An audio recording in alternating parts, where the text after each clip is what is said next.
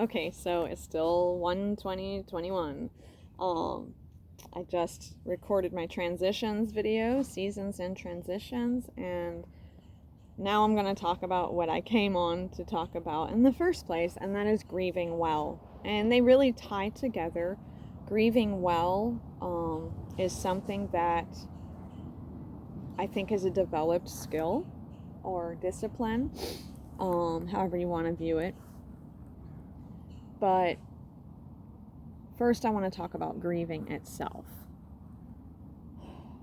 It's not something that most people want to acknowledge, and it occurs and is necessary more than we think it is. So, our life, we experience, like I said in the last video, many different changes and adjustments that require recalibration and looking at how we can experience things better the next time around, how we can grow through those experiences and the changes that we can control or could have controlled, or the changes and experiences we didn't have control over. I just thought of something else that what we do and don't have control over. That's a whole nother video. Grieving.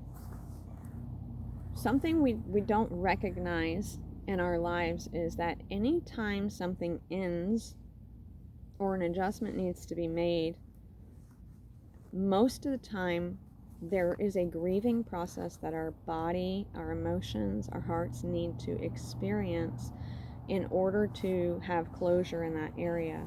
So we often think of grieving as being something, if you broke up with somebody, or you've left everybody you know, or you have had to do major life change, someone's passed away. Those are places of grieving in our lives.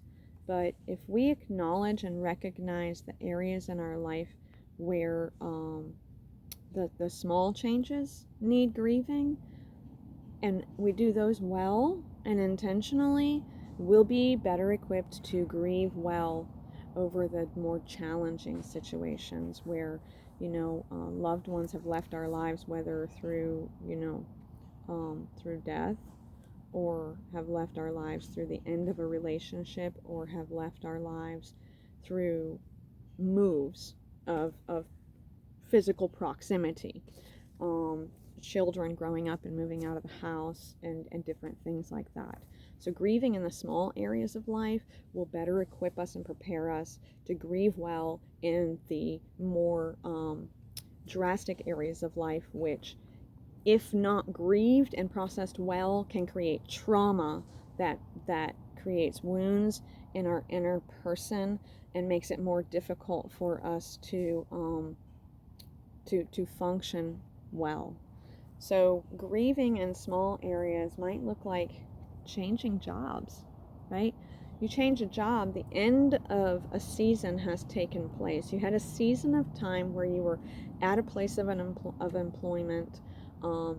It's created a change in schedule. It's created a change in routine. It's created a change in your budget, the income that you're familiar with. Whether that job has lasted for 30 days or 30 years, there is a process of transition that creates a need for grieving. It has ended something in your life, and anytime something has ended in your life, there's a grieving process. I know of people who've had major surgeries. For a woman, I know a woman who she had a hysterectomy. She knew that she had to grieve the end of something that was a part of her body, that there was something that was no longer part of her, and she knew she had to grieve that well and go through that process and acknowledge that process so that it didn't create a trauma experience in her heart. And so that would equip her to have healthier relationships, because she wasn't walking around with these scars from things that she couldn't control happening in her life. She grieved that season, and she was intentional about grieving it well. And so it can be something like that. It can be, a major occurrence in our lives that has taken place. It could be related to health. It could be related to, like I said, loved ones moving away, children growing up. Again, those are big instances. The job for me is the best illustration of grieving a little loss. It's a depending on where you're at and your job and a lot of factors can be a little loss or a big loss in our life. But anything that creates the end of a season in our life or the loss of something in our life is something that our emotions need to grieve, but we don't always realize the need for that grief. And we tend to want to go, let me just get over this, pass on. I mean, you can leave an apartment that you lived at for a year, and that's the end of a season. You can move from one house to another, even if you live there for 6 months. You ended a season that had an impact on your life, whether big or small, no matter whether you realized it impacted your life or not. So those need to be grieved. Our bodies are aware that something has ended. We go through an adjustment period and a change, and that is a space where we need to acknowledge our emotions, what we're feeling.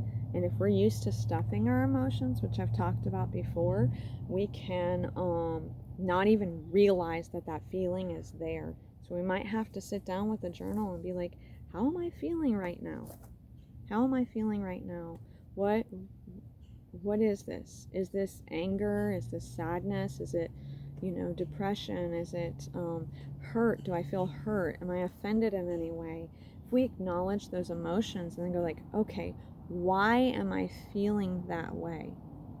And those are steps that can help us walk through the process of grieving one season to another.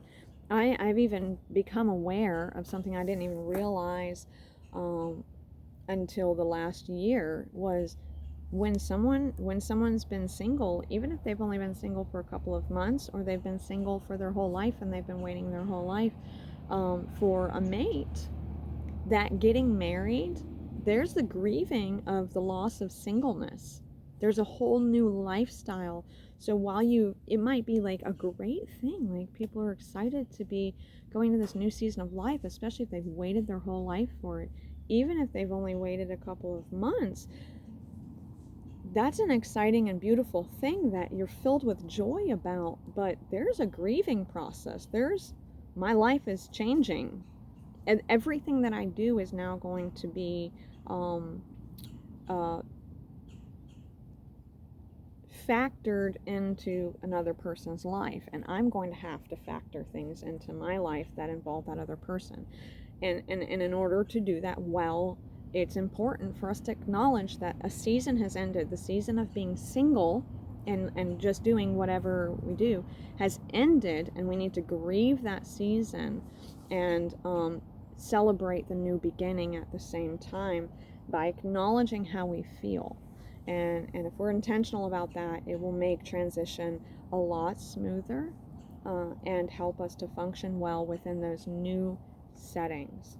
So, I mean, I don't want to go on too long about it. I just want to create awareness where we're going, wait, I realized that I was feeling more hot-tempered. I was getting more frustrated. I was getting more irritable. I was more easily triggered with anger, or I found myself crying all the time and I didn't understand why. Depending on how you process, that's something that can happen, is you have all these emotions that are coming out of you, but you don't know why you're feeling the way you're feeling. It's good to ask ourselves, did I just end a season that my mind did not acknowledge but my feelings are experiencing? And if we connect our mind with our emotions and say, wow, I'm going to give my heart permission to grieve. I'm going to give myself permission to exit that season well, or enter this season well.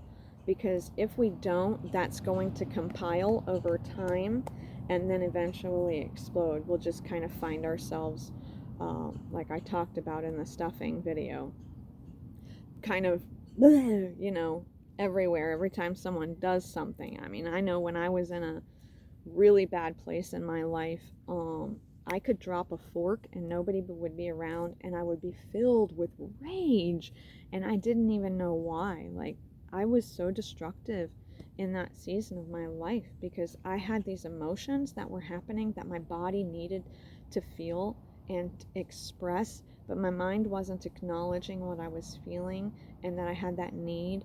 And so they were coming out in different ways that were very destructive to myself and to people around me. And I would never want to go through that season again. And it truly breaks my heart to think of anyone else experiencing those seasons in life, and to look back at what it did to the relationships and not be equipped to walk through future seasons like that better. And I want to say, if that has happened to you, if this is creating an awareness of a situation where you're like, yeah, you're right, I was exploding all over that person I loved so much, and I never meant to do that. Listen, you can't go back and undo. So don't beat yourself up. Forgive yourself. If you haven't acknowledged that to that person and it's a fitting situation, apologize to them. If you can't, sit down and write a letter of heartfelt apology to that person and burn it. Crumble it up, throw it in the trash, whatever you need to do. But you've expressed it, you've forgiven yourself, and you've released the emotions that are attached to that idea, and you're giving your space. You're giving yourself permission and space to heal from that experience, and it can't live in the realm of regret anymore. And so doing that will release you to go on to future situations more equipped to handle them well, and you will find yourself not repeating the same cycles over and over again. And that's the goal here. Recognize what's happening in us, identify it, get practical tools on how to process it so that we're better equipped to face the next situation that's similar in a way that is healthy for us and for the people around us. Because even when we're living alone by ourselves and we isolate ourselves from everybody, we still feel these things, and that's no way to live. It's not the way we were made to live. We were made for a relationship. Otherwise, there would only be one person on earth. So we're on this earth together. We share this space together, and let's just say we are created for a relationship, whatever that looks like, whether it's virtual, digital, however that looks. There's many facets of relationship, but whatever level or layer or function that exists in, just acknowledging, hey, let's join team humanity. Because if we can do ourselves well and do relationships around us well, we can do humanity well and love people on the earth that we may not even like normally. So bless you. Have a great day. Thank you so much for listening. Thank you for joining me. I can't wait to sit with you guys again. And just thank you for being patient with me when I don't post as often as I would like to. Yeah, just thank you. And I forgive myself for that. I'm not going to beat myself up for not doing things to my standard. So have a great day. Thanks again.